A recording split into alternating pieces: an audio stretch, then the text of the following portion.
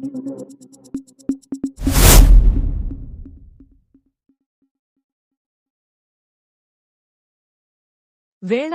தூய ஆரோக்கிய அன்னை திருத்தலத்திற்கு பாதயாத்திரையாக செல்லும் பக்தர்களுக்கு தேவையான அத்தியாவசிய பொருட்கள் மற்றும் அன்னதானம் வழங்கப்பட்டது. இந்த நிகழ்ச்சியில் மக்கள் தலைவர் ப.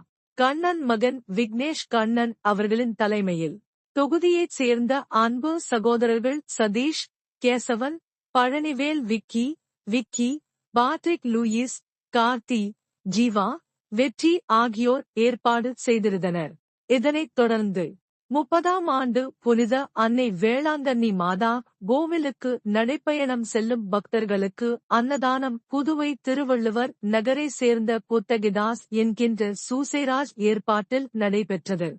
இந்நிகழ்ச்சியில் சிறப்பு விருந்தினராக விக்னேஷ் கண்ணன் அவர்கள் கலந்து கொண்டு பக்தர்களுக்கு அன்னதானம் வழங்கினார். மேலும் இந்த நிகழ்ச்சியில் மக்சிம், ஜூலிதாஸ், கணேஷ், கே. வசந்த், மோகன், லயான்ஸ், இளரசன், இளவழகன், செந்தில்குமார், தாஸ் ஆகியோர் கலந்து கொண்டனர்.